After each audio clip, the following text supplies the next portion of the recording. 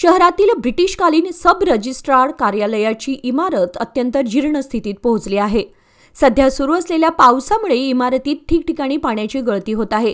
भिंतींना मोठमोठे तडे गेले असून ही इमारत कधीही कोसळू शकते अशी भीती कर्मचाऱ्यांसह नागरिकांमध्ये आहे। तसेच कार्यालयीन परिसरात अस्वच्छतेचं साम्राज्य पसरलंय। पावसाचं पाणी साचलं असून डासांचा प्रादुर्भावही वाढलाय। या ठिकाणी येणाऱ्या नागरिकांना मोठ्या अडचणींना सामोरं जावं लागतंय। या संदर्भात कर्मचाऱ्यांनी नागरिकांनी संबंधित विभागाकडे अनेक वेळा तक्रारी केल्या असल्या तरी अद्याप ठोस पावले उचललेली नाहीत।